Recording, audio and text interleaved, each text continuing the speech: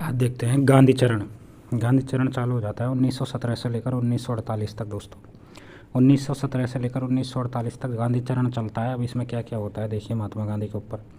महात्मा गांधी कौन? हमारे देश का राष्ट्रपिता कहा जाता है, बापू कहते हैं इसे। और आगे देखते हैं। महात्मा गांधी का जन्म 2 अक्टूबर 1869 में पोरबंदर के कहाँ पर होता है? गुजरात में होता है। कब? 1869 में होता है। मृत्यु होती है महात्मा गांधी की मृत्यु 30 जनवरी 1948 में। कब होती है? 30 जनवरी 1948 में होती है महात्मा गांधी की मृत्यु। महात्मा गांधी का पूरा नाम था मोहनदास करमचंद गांधी। मोहनदास करमचंद गांधी पूरा नाम हो जाएगा। पिता का नाम हो जाएगा करमचंद गांधी। करमचंद गांधी था दोस्तों। माता का नाम पुतलीबाई था। माता का नाम पुतलीबाई। विवाह होता है महात्मा गांधी का 1883 में कस्तूरबा गांधी से। किससे होता है दोस्तों? कस्तूरबा गांधी से होता है। आगे देखता हूँ मैं। इसके 4 पुत्र थे दोस्तों, हरिलाल, मणिलाल, देवदास और रामदास। 2 तो दास थे और 2 लाल थे, हरिलाल, मणिलाल, देवदास, रामदास। अब राजनीतिक गुरु, गांधी जी के राजनीतिक गुरु थे गोपाल कृष्ण गोखले। गोपाल कृष्ण गोखले गांधी जी के राजनीतिक गुरु गोपाल कृष्ण गोखले हो जाएंगे। अब प्रमुख शिष्य कौन थी? इंग्लैंड में जन्मी थी दोस्तों, इंग्लैंड में मीराबेन। कौन थी? मीराबेन थी। मेडलिन इसलैंड भी कहते हैं इसे, मेडलिन इसलैंड भी कहते हैं मीराबेन को। कौन थी ये? महात्मा गांधी की शिष्य थी, शिष्य। अब देखिए 1888 से 91 तक कानून की पढ़ाई करने के लिए कहाँ पर गए थे महात्मा गांधी? 1888 से 1891 तक कहाँ पर गए? इंग्लैंड में गए थे दोस्तों। अब 1893 में क्या होता है? 1893 में क्या होता है? दादा अब्दुल्ला खां, ये था ना दादा अब्दुल्ला खां का केस लड़ने के लिए कहाँ पर जाते हैं? डरबन गए थे दोस्तों जो महात्मा गांधी 1893 में दोस्तों डरबन गए थे दादा अब्दुल्ला खां का केस लड़ने के लिए। और वहाँ पर नस्लीय भेदभाव का, या मतलब भेदभाव का सामना करना पड़ा था दोस्तों। भेदभाव का सामना कैसे करना पड़ा था? एक ट्रेन का स्टेशन था दोस्तों, पीटर मैरिजेसबर्ग, ये स्टेशन था दोस्तों। पीटर मैरिजेसबर्ग ट्रेन घटना क्या है ये स्टेशन पे है जी। इसे क्या नस्लीय भेदभाव या मतलब छुआछूत का सामना करना पड़ा था दोस्तों है जी, इसीलिए इसे पीटर मैरिजेसबर्ग ट्रेन दुर्घटना कहते हैं। 1893 में होती है महात्मा गांधी के द्वारा। 1894 में नेटाल इंडियन कांग्रेस ने, वहाँ पर एक कांग्रेस कौन सी थी? नेटाल इंडियन कांग्रेस ने भारतीय अधिकारों के लिए आंदोलन किया था वहाँ पर दोस्तों है जी, इंग्लैंड में 1894 में। अब क्या होता है 1899 में दक्षिण अफ्रीका में बोअर युद्ध कब चलता है? 1899 से 1901 में चलता है।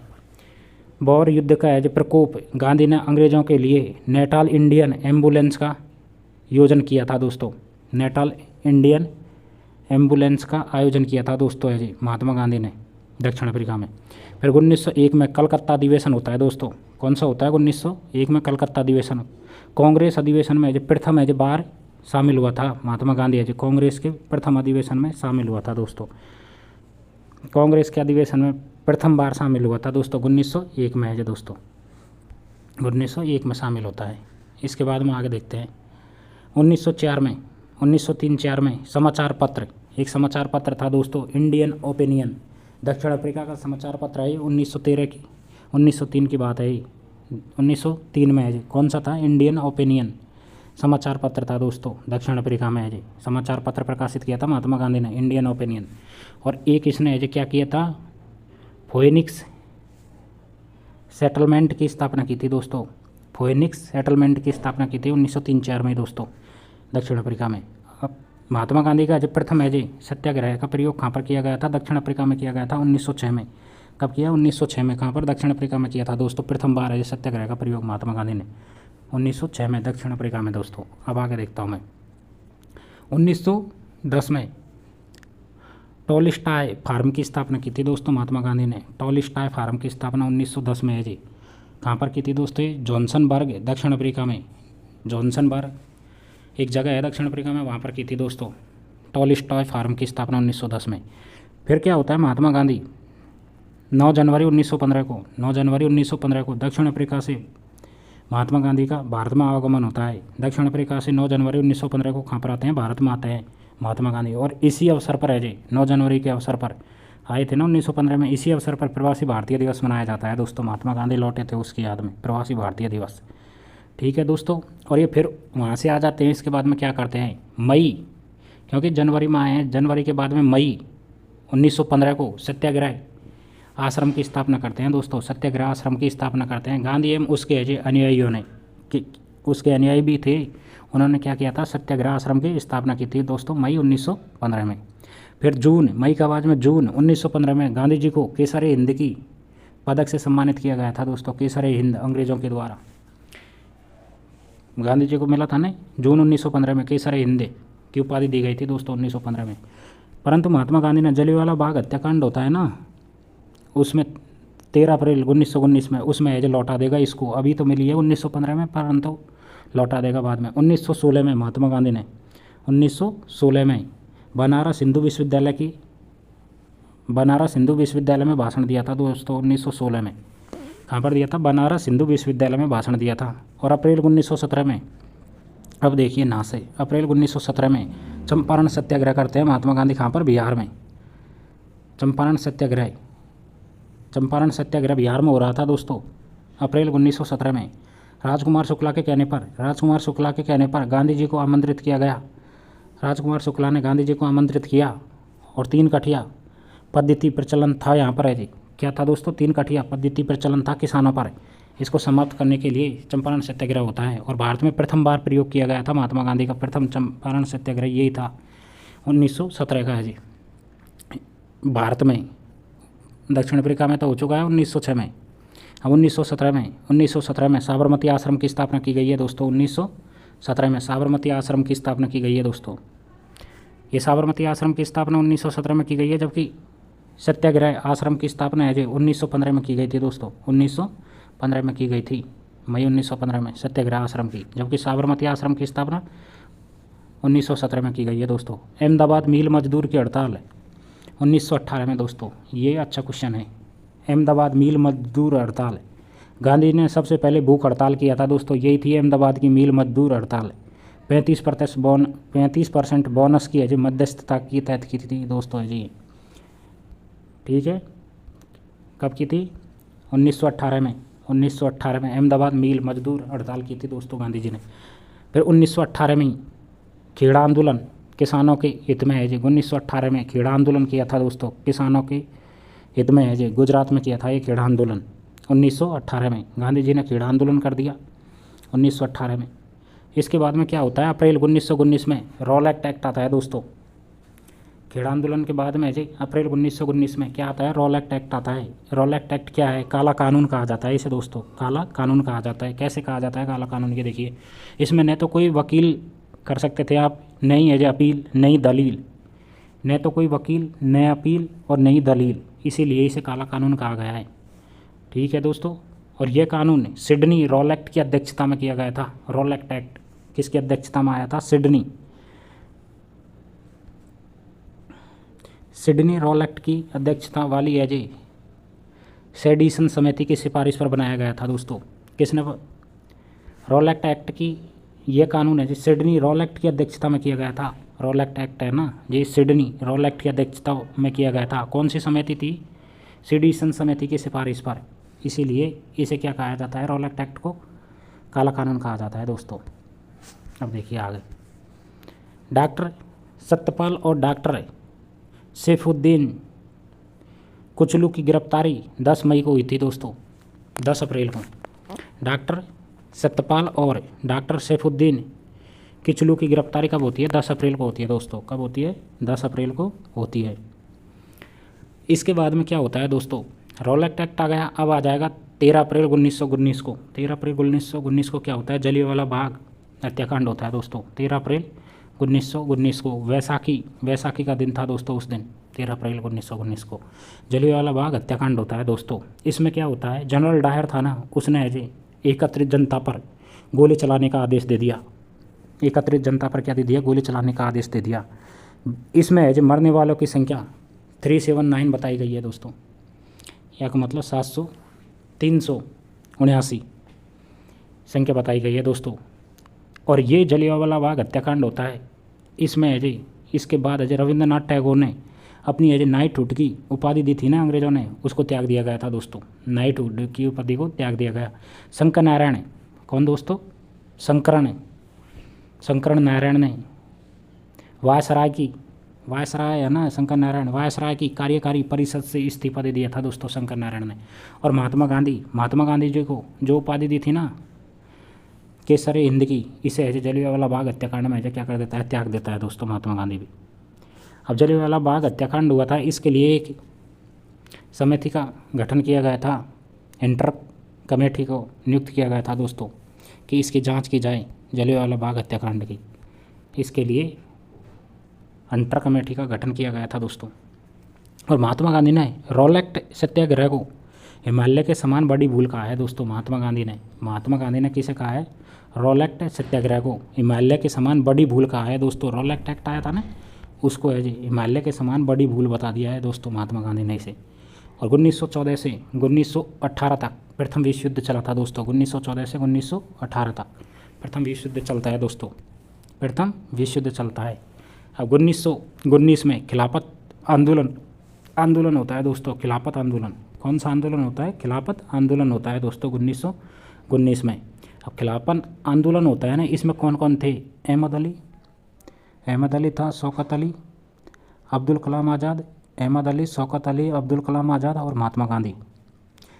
कौन कौन थे दोस्तों, एक बार वापस देखिए, अहमद अली, शौकत अली, अब्दुल कलाम आज़ाद और महात्मा गांधी थे दोस्तों। ये शौकत अली को अली बंधु कहा जाता है दोस्तों, अली बंधु। खिलाफत आंदोलन कब चलता है, 1919 में चलता है। अब ये क्यों चला था इसको देखिए। तुर्की के सुल्तान को खलीफा का पद प्राप्त था दोस्तों। तुर्की के का था, सुल्तान था, उसे खलीफा का पद प्राप्त था दोस्तों।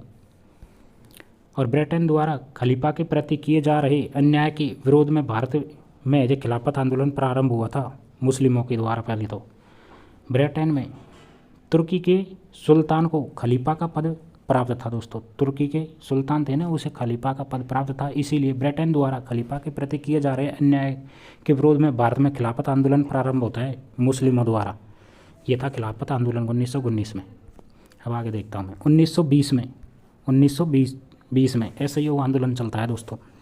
असहयोग आंदोलन 1920 में, असहयोग आंदोलन 1920 में महात्मा गांधी के द्वारा चलाया गया था। पंजाब और तुर्की के साथ हो रहे अन्याय को ख़त्म करना था दोस्तों। असहयोग आंदोलन चला था ना, पंजाब और तुर्की के साथ हो रहे अन्याय को ख़त्म करना था दोस्तों, और स्वराज्य प्राप्त करना था। और ब्रिटिश द्वारा दी गई उपाधि त्यागने का बाद प्रारंभ हुआ था ये दोस्तों। कौन सा आंदोलन, असहयोग आंदोलन। जो ब्रिटिश अंग्रेज़ों ने जो उपाधि दी थी ना, उसे त्यागने के बाद हुआ था असहयोग आंदोलन प्रारंभ। ठीक है दोस्तों। अब इसके बाद में है जी असहयोग आंदोलन के बाद में, असहयोग आंदोलन चल रहा है 1920 में चालू हो गया। इसमें बीच में एक घटना हो जाती है 5 फरवरी 1922 को। कब होती है, 5 फरवरी 1922 को चोरी चोरा कांड होता है दोस्तों 5 फरवरी 1922 को।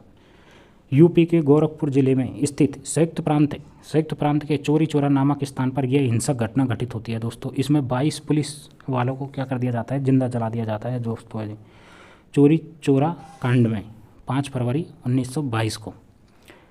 अब ये घटना हो जाती है तो महात्मा गांधी इस घटना से उदास हो जाते हैं और बारडोली प्रस्ताव के द्वारा 22 फरवरी 1922 को असहयोग आंदोलन वापस ले लिया जाता है दोस्तों।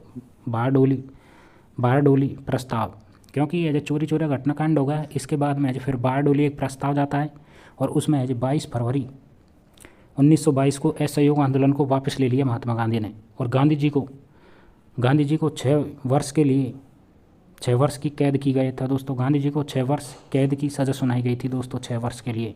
और बीमार होने के कारण 6 वर्ष की सज़ा तो सुना दी गांधी जी को, और बीमार होने के कारण उसे 6 वर्ष पहले ही रिहा कर दिया गया था दोस्तों 1924 में।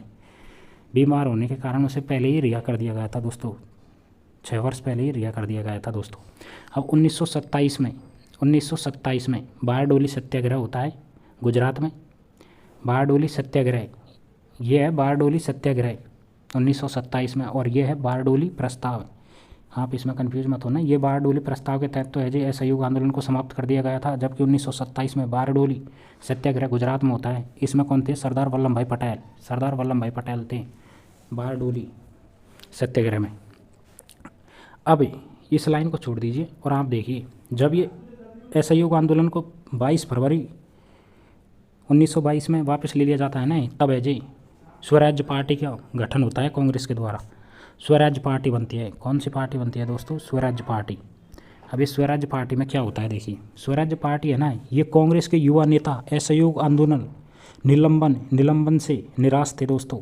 ये कांग्रेस के जो नेता थे ना, वो असहयोग आंदोलन क्यों लिया है वापस, इस बात से नाराज थे। और 1922 में कांग्रेस में विभाजन हो जाता है दोस्तों। क्या हो जाता है? विभाजन हो जाता है असहयोग आंदोलन वापस लेने के कारण। और 1 जनवरी 1923 को मोतीलाल नेहरू एवं चित्तरंजन दास जैसे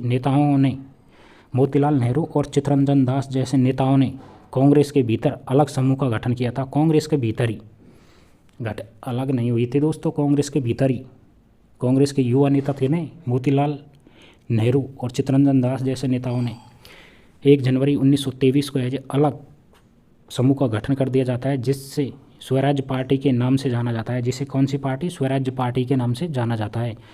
और दोनों की मानना है कि स्वराजवाद एक प्रभावी तरीका है। स्वराजवाद एक क्या है? एक प्रभावी तरीका है। दोनों का मानना है, दोनों पार्टी जो भी है जो अलग समूह बना था ना कांग्रेस में, ये दोनों का मानना है कि स्वराजवाद एक प्रभावी तरीका है। ये ठीक है, ये हो जाती है स्वराज्य पार्टी है जी। किसके द्वारा? मोतीलाल नेहरू और चित्तरंजन दास के द्वारा बनी थी स्वराज्य पार्टी है जी, स्वराज्य पार्टी। अब देखता हूँ मैं आगे। 1919 का एक एक्ट आता है जिसे मॉन्टेग्यू चेम्सफोर्ड सुधार कहते हैं। 1919 में कौन सा एक्ट आता है? मॉन्टेग्यू चेम्सफोर्ड सुधार अधिनियम आता है दोस्तों 1919 में, मॉन्टेग्यू चेम्सफोर्ड सुधार अधिनियम। फिर 1928 में आता है साइमन कमीशन का गठन होता है। 1928 में क्या होता है दोस्तों? साइमन कमीशन का गठन होता है। साइमन कमीशन का गठन हो गया 1928 में। 1919 में तो मॉन्टेग्यू चेम्सफोर्ड सुधार अधिनियम आ जाता है। फिर 1928 में साइमन कमीशन का गठन होता है दोस्तों 1928 में। इसमें साइमन कमीशन आया था ना, इसमें गो बैक के नारे दिए गए थे दोस्तों, गो बैक के नारे दिए गए थे दोस्तों। और लॉर्ड बर्कनहैंड की चुनौती को स्वीकार करते हुए इसमें क्या किया गया था? साइमन कमीशन में गो बैक के नारे दिए गए थे। और लॉर्ड बर्कनहैंड की चुनौती को स्वीकार करते हुए मोतीलाल नेहरू ने नेहरू समिति गठित की गई थी दोस्तों। ये मोतीलाल नेहरू है ना, वो यही है मोतीलाल नेहरू जिसने स्वराज्य पार्टी की स्थापना की थी। इसने है नेहरू समिति गठित की गई थी दोस्तों। कौन सी समिति? नेहरू समिति। अब आगे क्या होता है? फिर 1928 में नेहरू रिपोर्ट आती है। क्यों? नेहरू समिति गठित कर दी जाती है। फिर इसकी रिपोर्ट कब आती है? 1928 में आती है दोस्तों, मोतीलाल नेहरू के द्वारा आती है। अब इसके बाद में क्या होता है आगे? 1929 में जिन्ना की 14 पॉइंट या मतलब 14 मांगे थी दोस्तों। जिन्ना की 1929 में है जी 14 मांग थी, ठीक है। फिर 1929 में कांग्रेस का लाहौर अधिवेशन होता है। लाहौर अधिवेशन में स्वराज्य पार्टी की मांग की गई थी, पूर्ण स्वराज्य की मांग की गई थी। 1929 में कांग्रेस के लाहौर अधिवेशन होता है दोस्तों। कांग्रेस का कौन सा अधिवेशन होता है? लाहौर अधिवेशन होता है 1929 में, जिसमें पूर्ण स्वराज्य की मांग की गई थी दोस्तों।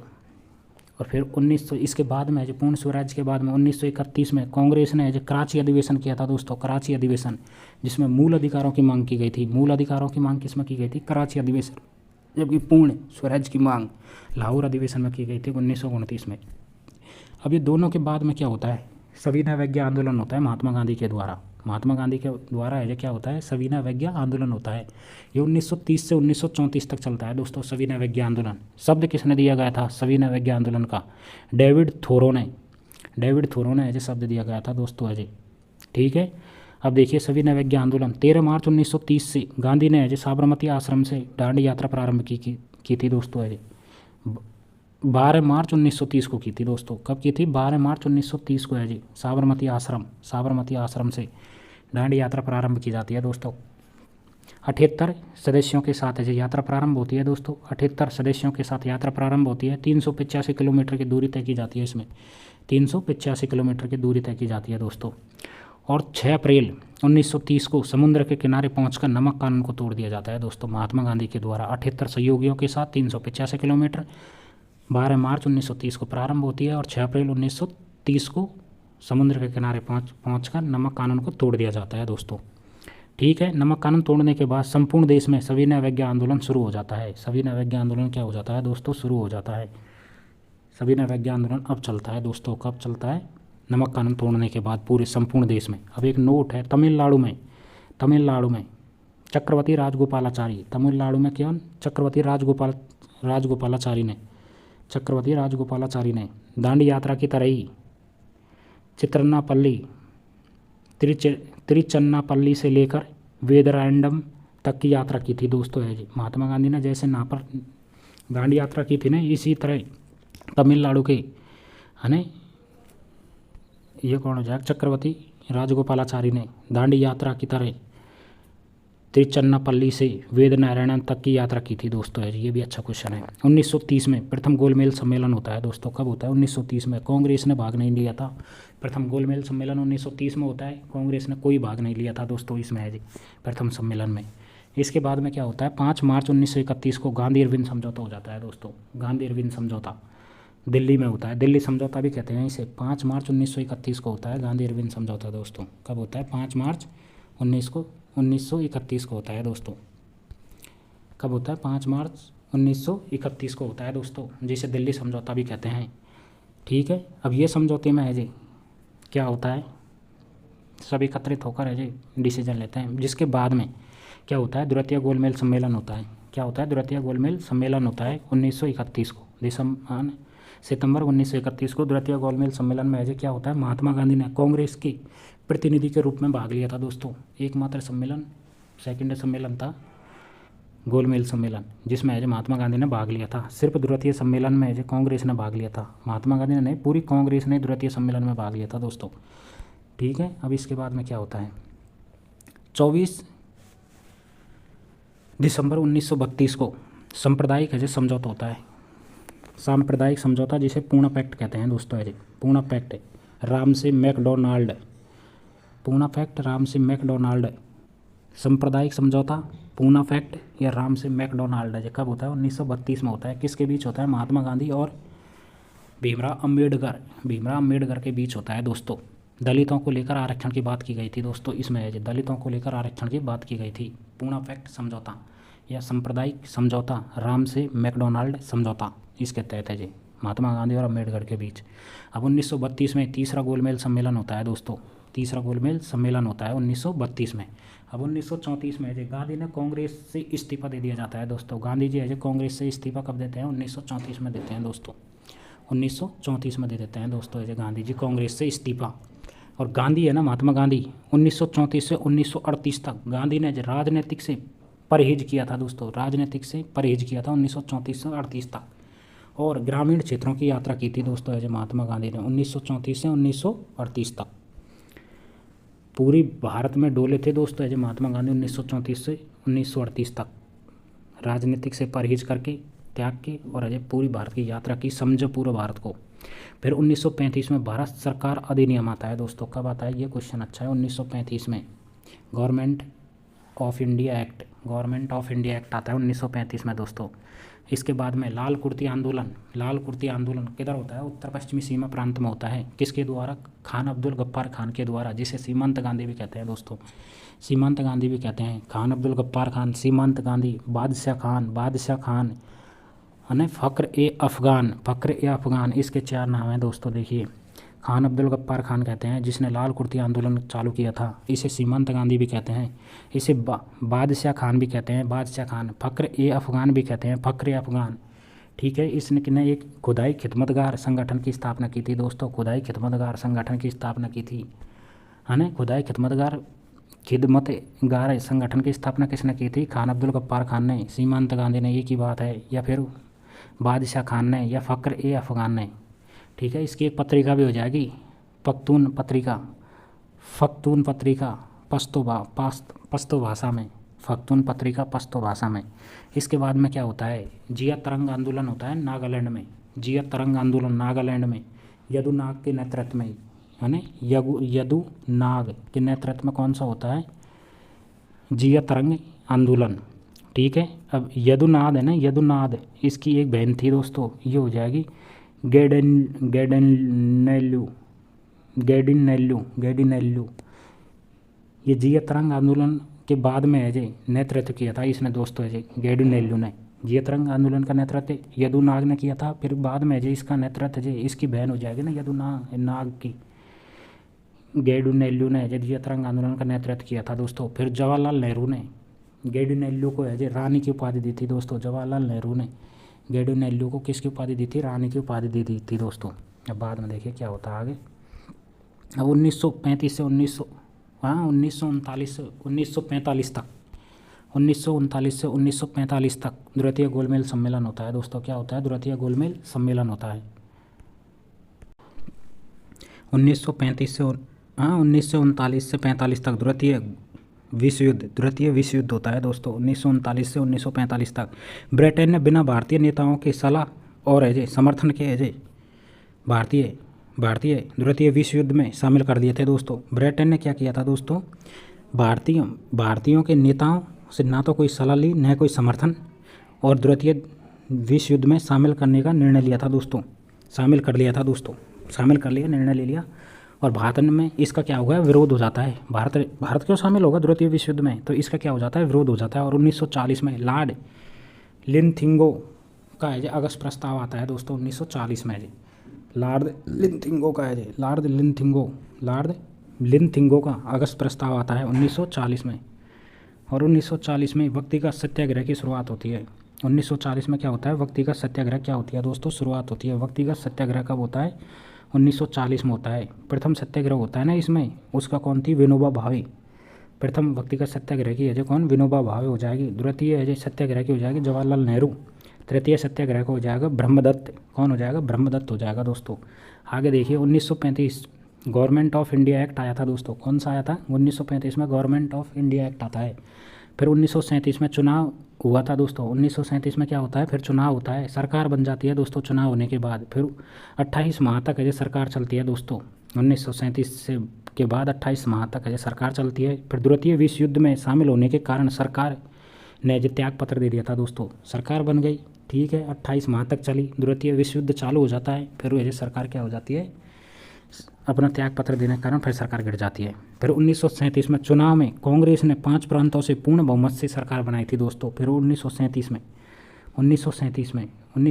में चुनाव हुआ था ना, उसमें सरकार बनी थी ना, उसमें कांग्रेस ने क्या किया था? 5 प्रांतों से पूर्ण बहुमत से सरकार बनाई थी। मद्रास, मध्य प्रांत, संयुक्त प्रांत, उड़ीसा और बिहार। कहाँ से बनाई थी दोस्तों? मद्रास, मध्य प्रांत, संयुक्त प्रांत, उड़ीसा और बिहार से बनाई थी दोस्तों। और पंजाब में मुस्लिम लीग और यूनानिस्ट पार्टी थी, यूनानिस्ट। और बंगाल में कृषक प्रजा पार्टी तथा मुस्लिम लीग ने सरकार बनी थी दोस्तों। बंगाल में कृषक प्रजा पार्टी प्लस मुस्लिम लीग की पार्टी बनी थी दोस्तों। अब देखिए ये क्या होता है आगे। ये होता है कांग्रेस ने 8 प्रांतों से अपनी सरकार बनाई थी। टोटल कितने प्रांतों से बना ली थी? फिर दोस्तों 8 प्रांतों से। अब आगे देखिए इसके बाद में क्या होता है? 22 दिसंबर 1939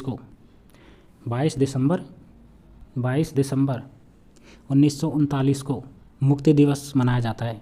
मुक्ति दिवस बनाया था दोस्तों 22 दिसंबर 1939 को मुक्ति दिवस, क्योंकि मुस्लिम लीग प्लस अम्बेडकर के बीच हुआ था ना मुक्ति दिवस, इस वजह से मनाया था। अब पाकिस्तान की मांग, ये देखिए अब क्वेश्चन यहाँ से आते हैं दोस्तों। पाकिस्तान की मांग कब उठती है दोस्तों? पाकिस्तान की मांग उठती है 1940 में लाहौर अधिवेशन में। लाहौर अधिवेशन होता है ना, उसमें पाकिस्तान की मांग उठती है। 1940 में लाहौर अधिवेशन होता है, उसमें पाकिस्तान की मांग की गई थी। उसकी लाहौर अधिवेशन की अध्यक्षता किसने की थी? मोहम्मद अली जिन्ना ने। किसने की थी दोस्तों? मोहम्मद अली जिन्ना ने की थी। जबकि पाकिस्तान की मांग का प्रस्ताव प्रस्तुत किसने किया था? फजलुक हक ने किया था दोस्तों। फजलुक हक है ना, इसने किया था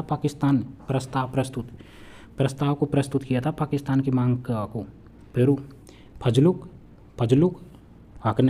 हक ने और हयात खान ने प्रस्ताव तैयार किया था। हयात खान ने तो प्रस्ताव तैयार किया और फजलुक हक ने प्रस्ताव को प्रस्तुत किया था दोस्तों लाहौर अधिवेशन में, ठीक है। पाकिस्तान शब्द किसने दिया था? 1933 में दिया था, चौधरी रहमत अली द्वारा दिया गया था दोस्तों। किसके द्वारा? चौधरी रहमत अली के द्वारा 1933 में पाकिस्तान शब्द दिया था दोस्तों। 1933 में चौधरी रहमत अली के द्वारा।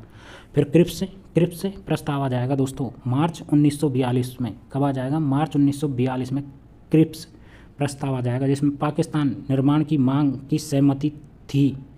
क्रिप्स प्रस्ताव आएगा ना, उसमें पाकिस्तान की मांग की सहमति थी ना, वो आ जाएगा दोस्तों। और गांधी जी ने इसे क्या कहा है? क्रिप्स प्रस्ताव को कहा है दिवालिया होने वाला बैंक। क्या कहा है दोस्तों? दिवालिया होने वाला बैंक या उत्तरी दिनांकित चेक। दिवालिया होने वाला बैंक या उत्तरी दिनांकित चेक किसने कहा है? महात्मा गांधी ने कहा है। क्रिप्स प्रस्ताव को कहा था दोस्तों। फिर इसके बाद में क्रिप्स प्रस्ताव मार्च 1942 में आ जाएगा। फिर इसके बाद में भारत छोड़ो आंदोलन हो जाता है दोस्तों। कब हो जाता है? भारत छोड़ो आंदोलन हो जाएगा 9 अप्रैल 1942 को ही। मार्च के बाद में 9 अप्रैल 1942 को जो भारत छोड़ो आंदोलन प्रारंभ हो जाएगा, जिसे अगस्त प्रस्ताव भी कहा जाता है। क्या कहा जाता है? अगस्त प्रस्ताव कहा जाता है। भारत छोड़ो आंदोलन में महात्मा गांधी ने नारा दिया था दोस्तों, ये एक अहिंसक आंदोलन है। महात्मा गांधी अहिंसक की बात करते थे ना, परंतु इसमें हिंसक की बात किया है। महात्मा गांधी ने नारा दिया था करो या मरो, करो या मरो का नारा दिया था दोस्तों महात्मा गांधी ने, जी किसमें? भारत छोड़ो आंदोलन में। और 8 अगस्त 1942 को मुंबई के ग्वालियर टैंक मैदान के पास है जी भारत छोड़ो आंदोलन की है जी शुरुआत होती है दोस्तों। कहाँ पर होती है? 8 अगस्त 1942 मुंबई के ग्वालियर टैंक के मैदान में, मुंबई के ग्वालियर टैंक के मैदान में होती है दोस्तों 8 अगस्त 1942 को। और 9 अगस्त 1942 को ऑपरेशन जीरो ओवर के तहत, ऑपरेशन जीरो ओवर के तहत है जी महात्मा गांधीयों को गिरफ्तार कर लिया जाता है। सभी नेताओं को क्या कर लिया गया था दोस्तों? गिरफ्तार कर लिया था ऑपरेशन जीरो ओवर के तहत है जी। और महात्मा गांधी को पूना के है जी आगा खा प्लेस में कैद किया था दोस्तों। पूना के आगा खा प्लेस में है जी महात्मा गांधी को क्या कर लिया? कैद कर लिया था दोस्तों। और जयप्रकाश नारायण को हजारीबाग जेल में है जी रखा गया था दोस्तों। जयप्रकाश नारायण को क्या रखा गया? कहाँ पर रखा गया? हजारीबाग जेल है ना, उसमें रखा गया था जयप्रकाश नारायण को। और दिवाली के दिन है जी फरार हो जाता है जयप्रकाश नारायण यहाँ से। और आज़ाद दस्ता का क्या करता है? गठन करता है जयप्रकाश नारायण। क्या करता है? आज़ाद दस्ता का गठन करता है दोस्तों जयप्रकाश नारायण। और महात्मा गांधी पूना के आगा खा प्लेस में है जी कैद करके रखा था दोस्तों। आगे देखिए, इसके बाद में उषा मेहता, एक तो उषा मेहता थी दोस्तों, उषा मेहता, बाबू भाई और राम मनोहर लाड़िया। उषा मेहता, बाबू भाई और राम मनोहर लाड़िया, ये भूमिगत रेडियो का है संचालन किया था दोस्तों। किसने किया था? भूमिगत रेडियो का संचालन उषा मेहता, बाबू भाई और राम मनोहर लाड़िया ने क्या किया था? भूमिगत रेडियो का संचालन। दोस्तों इधर एक लाइन रह गई है, इसको देख लीजिए आप पहले। ये क्या है? भूमिगत आंदोलन होता है ना, उस भूमिगत आंदोलन के नेता कौन कौन थे इसे देख लीजिए एक बार। भूमिगत आंदोलन के अयूब प्रवर्धन, अरुण आसफ अली, सुचेता कृपलानी, राम मनोहर लाड़िया है ना, राम मनोहर लोहिया और बीजू पटनायक। ये भूमिगत आंदोलन के कौन थे दोस्तों? ये नेता थे। राम मनोहर लोहिया, बीजू पटनायक, सुचेता कृपलानी, अरुण आसफ अली और अयूब परसवर्धन दोस्तों है ये भूमिगत आंदोलन के नेता थे दोस्तों। अब है जिसके बाद में भूमिगत रेडियो का संचालन किसने किया था? उषा मेहता, बाबू भाई और राम मनोहर लाड़िया ने किया था दोस्तों। और भारत छोड़ो आंदोलन के दौरान बुलिया, ताम्रलुक, सतारा में है समांतर सरकार का गठन किया गया था। तो किसका गठन किया था? समांतर सरकार का गठन किया गया था दोस्तों। जबकि सतारा में सर्वाधिक लंबे समय तक सरकार चली थी दोस्तों। कहाँ पर? महाराष्ट्र के सतारा में सर्वाधिक लंबे तक सरकार चली थी दोस्तों। और अब इसके बाद में आ जाएगा दोस्तों कैबिनेट मिशन कब आता है? 24 मार्च 1946 को आता है दोस्तों। 24 मार्च 1946 को आता है। इसमें पाकिस्तान की मांग को अस्वीकार कर दिया था दोस्तों। कैबिनेट मिशन में पाकिस्तान की मांग को अस्वीकार कर दिया था दोस्तों। 24 मार्च 1946 में कैबिनेट मिशन आया था ना इसमें। अब इस कैबिनेट मिशन के सदस्य कौन कौन थे ये देखिए। इसके Pethick Lawrence, A.B. Alexander, Pethick Lawrence, A.B. Alexander, sir Stafford Cripps. अब इसको ऐसे याद कीजिए, पेंथिक अलेक्जेंडर और क्रिप्स। ये कैबिनेट मिशन आया है ना, इसके क्या थे? सदस्य थे दोस्तों। इसमें पाकिस्तान की मांग को अस्वीकार कर दिया जाता है दोस्तों। फिर संविधान सभा का है चुनाव कब होता है? संविधान सभा का चुनाव होता है जुलाई 1946 को दोस्तों। कब होता है? जुलाई 1946 को होता है दोस्तों। और सीधी कार्रवाई दिवस है कब मनाया जाता है? 16 अगस्त 1946 को मनाया जाता है। जुलाई के बाद में क्या आएगा? अगस्त, जिसमें सीधी कार्रवाई दिवस मनाया गया था। 2 सितंबर 1946 को अंतरिम सरकार का क्या किया गया था दोस्तों? गठन किया गया था। अंतरिम सरकार थी ना, उसका गठन कब किया गया था? 2 सितंबर 1946 को किया गया था दोस्तों। अब इसके बाद में क्या होता है? एटली की घोषणा होती है 20 फरवरी 1947 को। एटली की घोषणा 20 फरवरी 1947 को होती है दोस्तों। इसके बाद में कैबिनेट मिशन के बाद में आ जाएगा माउंटबेटन योजना 3 जून 1947 को आती है दोस्तों। 3 जून 1947 को आती है। और माउंटबेटन योजना के तहत पाकिस्तान की मांग को स्वीकार कर लिया जाता है दोस्तों। और 14 अगस्त 1947 को पाकिस्तान एक अलग है जी कंट्री बना दी जाती है दोस्तों 14 अगस्त 1947 को।